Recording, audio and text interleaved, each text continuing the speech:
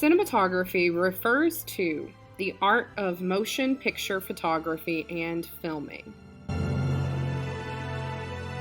All film shots are categorized by three major factors: camera proxemics, actor proxemics, and purpose. Camera proxemics describes the distance between the camera and the subject it's filming. The first camera proxemic is extreme wide shot. In this shot, the camera records the subject from a far distance. This allows the camera to capture large swaths of the setting. In this still from Mad Max Fury Road, the scenery overpowers the actors, who are almost invisible. These shots are used to highlight the setting and to show the relationship between the actors and that setting. The second camera proxemic is the wide shot or long shot. These terms are used interchangeably in film discourse. Any shot in which the entire body of the actors is visible is a wide shot. Wide shots are often used when full body movement occurs, such as in this still from La La Land. Although the two actors are sitting here, this frame is in the middle of a dance sequence. Wide shots allow the viewer to see actors' physical placement within the scene. Next, we have the medium shot. Any shot in which an actor can be seen from the hip up is a medium shot, like in this still from Wonder Woman. A specific type of medium shot, called the cowboy shot, was developed so that westerns could showcase guns during the duel scenes that are a staple of the genre. Medium shots are also used when the director wants to highlight both action and emotion at the same time. Now we have the close-up. Any shot of the actor from the shoulders up falls under this category. These shots distinguish film from theater, since they allow the viewer to see the emotions on an actor's face more clearly. In this still from Us, you can tell that Red is amazed and excited. If this same shot was filmed as a wide shot, you wouldn't be able to see the details of her eyes and mouth. Finally, we have the extreme close-up. These shots focus on a tiny detail of the subject, which can be a portion of the face, like in this still from The Hobbit, The Desolation of Smaug, or an object in the scene. A director uses these shots to draw the viewer's attention to the selected detail. Directors make this choice because that detail often has symbolic meaning. The second factor by which shots are judged is actor proxemics, which describes the people in the shot and their arrangement in the frame. Now, there are many kinds of actor proxemics, but for our purposes, only two of them are important. The first of these is the over-the-shoulder shot. Just like its name, this shot refers to filming from behind one of the actors in a scene. Usually, this happens with two cameras at once, one behind both actors who are engaged with each other. In this still from Avengers Endgame, Gamora's shoulder is visible, but Nebula is in focus. This shows the viewer that we are supposed to pay attention to Nebula, not Gamora, in this scene. The other actor proxemic is what I call the dual layer shot. In this still from The Great Gatsby, all four actors are facing toward the camera, but there are two different planes. In the foreground, Nick and Daisy are both looking at an unknown scene at the party. In the background, Gatsby and Daisy's husband, Tom, are both staring at Daisy. This allows the viewer to see a visual depiction of the love triangle among these three characters, but it also shows us that Daisy is more interested in the party than either of the men in her life. Much like this example, dual layer shots allow the viewer to see something that one or more of the actors in the scene don't. The final factor by which shots are categorized is purpose, and that just refers to the storytelling function of the shot. The first kind of purpose shot you need to know is the establishing shot. These come at the beginning of a scene in order to orient the viewer to the time and place in which the scene occurs. In this establishing shot from Toy Story 4, the viewer understands that the scene that follows happened in the past at Andy's house. In order to understand the context of this toy rescue scene, it's important for viewers to know when and where it happened. especially since this is the fourth film in a series. Now we have the reaction shot. Typically a close-up, a reaction shot is used to show an actor's direct response to something they see or hear in the scene.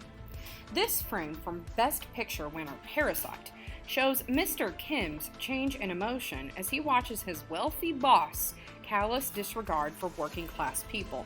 Mr. Kim's daughter has just been stabbed, and he and his wife are fighting the assailant. The Kim's boss, pictured here, is more concerned about retrieving his car keys than the Kim's tragedy. When Mr. Kim sees his boss hold his nose after getting his keys from underneath the assailant, a callback to an earlier scene in the film in which Mr. Kim overheard his boss complaining about Mr. Kim's smell. This shot shows the viewer Mr. Kim's disbelief and anger, foreshadowing his decision to stab his boss. The next purpose shot is the point of view, or POV. POV shots let us see through a character's eyes. Now, I couldn't find a clip of this scene from Moonrise Kingdom, but this shot is from the perspective of a young girl, Susie, seeing Sam through her binoculars. Susie and Sam are meeting up to run away together, and this POV shot from her perspective captures the moment when she finally catches sight of him. Now we have the insert. Typically an extreme close-up of an object, an insert is used to highlight symbolic details that are impossible to see without using such a shot. In this still from Inception, Leonardo DiCaprio's Cobb tries to convince an elder businessman to make a decision in real life based on an idea that Cobb planted in the man's mind during a dream state. The spinning top is a totem used by Cobb to determine whether he is inside this dream state or in reality. The director uses this insert of the spinning top to show the viewers that Cobb is indeed dreaming here, only to make viewers question this fact in the ending scene of the film that follows. Finally, we have the shot reverse shot technique. This is technically an editing term, but it is so common in American films that it's important to address it now. Most often, shot reverse shot, or SRS, is used when two or more actors are in a scene. In this scene from The Wolf of Wall Street, notice how the camera cuts between DiCaprio and McConaughey during their conversation. This technique allows the viewer to see the changing attitude of DiCaprio's Jordan Belfort, while he watches McConaughey's successful stockbroker complete this bizarre ritual of beating his chest and humming. It's a one-way street, whichever way I go. Now it's time to discuss how different camera angles impact the viewer's understanding of the subject. Starting from the top, we have the simple high angle. This angle is used to show that the subject is weak or vulnerable. In this shot from Melancholia, the mother carries her young son through a field as the world is about to end. Using a high angle to film this sequence communicates her fear and powerlessness in the face of the situation. Next, we have the aerial, or bird's eye, sometimes called the angle of destiny. This angle often gives the viewer the feeling that he or she is God watching over what happens in a scene. However, in this still from Deadpool, the aerial is used to show the contrast between the character's casual attitude and his dangerous spot high above traffic. This shows that the aerial can also give the viewer perspective that the actor doesn't provide for us. On to the low angle. This angle achieves the opposite of the high angle. Looking up at the subject conveys a sense of power or superiority. Although it is a subtle low angle, this shot from Star Wars: The Last Jedi shows Rey in a powerful position as she holds her lightsaber. Finally, we have the canted or Dutch angle. This angle distorts our normal visual plane, arranging the subjects at a diagonal. Canted angles reveal to the viewer that something is off about what is happening or about to happen in a scene. In this still from Once Upon a Time in Hollywood, the slightly canted angle indicates that something is wrong with the Manson family ranch to which Brad Pitt's character has just transported a hitchhiker from Los Angeles. And now for our last section of notes. We have moving shots. So moving shots describe the special techniques in which the camera moves or appears to move while filming a scene without any cuts. Most basic movement in filmmaking, the pan allows the viewer to follow actors as they move within a scene, without changing the angle from which we see them, such as in this shot from Lady Bird. Pans can also reveal new details that we couldn't see when the scene first began. Next, we have the whip pan. This special kind of pan involves a quick, jerky movement of the camera, such as in this shot from Whiplash. Whip pans increase the sense of urgency or tension within a scene in ways a traditional pan does not. Moving on, we have the tilt. This involves changing the angle of the camera, usually vertically, like in this shot from Midsommar. Notice how changing the angle from flat to low indicates Dani's newfound power just after she has won the title of May Queen. Next kind of moving shot is more subtle. The push-pull is a slow zoom in which the camera pushes toward or pulls away from the subject.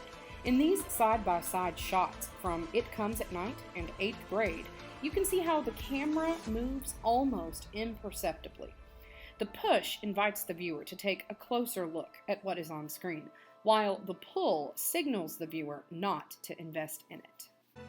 Now we have the zoom. The push-pull's dramatic cousin, the zoom happens when the camera keeps filming as the cinematographer changes the focal length of the lens. In this shot from Room, the zoom lets the viewer know that Jack is deep in thought as he gazes toward the ceiling. Next is a special kind of zoom first used by Alfred Hitchcock in his classic thriller Vertigo. The dolly zoom achieves this optical illusion using two planes of motion. This technique is used most often to indicate the importance of a particular moment in a character's emotional state, such as an epiphany. In this shot from Ratatouille, Remy is transfixed and inspired by Chef Gusteau's speech. This moment begins Remy's journey to becoming a world-class Parisian cook, and the dolly zoom shows the viewer just how important this moment is. The dolly or tracking shot is another common film technique. This technique allows the camera to follow an actor's movement across the setting in a more controlled way than the pan. In this shot from Uncut Gems, the tracking shot shows Howard's determination and confidence just before he enters the room to negotiate a big business deal. Crane shots also use mechanical rigging to film the subject. Now sometimes executed by drones, crane shots lift the camera up and out of a scene without using any cuts. For the viewer, this technique creates a feeling of transition or finality, such as in this shot from Django Unchained. Having just slaughtered the plantation owner and his staff, Django attempts to surrender when he sees one man left standing with a gun pointed at him. The crane shot makes the viewer think this is the end for Django, which is, of course, turned on its head moments later. Now we're looking at the rotating shot.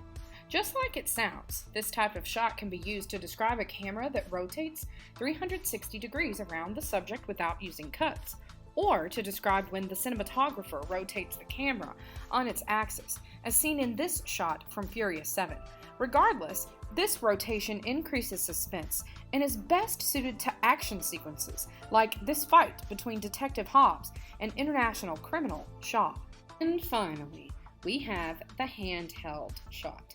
Most filmmakers use equipment and stands to record, since it stabilizes the camera and avoids shaky movements that make it difficult for viewers to enjoy the experience. Sometimes, however, cinematographers will record scenes holding the camera themselves. Like in this shot from Best Picture winner Moonlight, handheld shots lend a natural feel to the scene that creates more intimacy with the viewer. All right, my budding film critics, this wraps up our cinematography notes.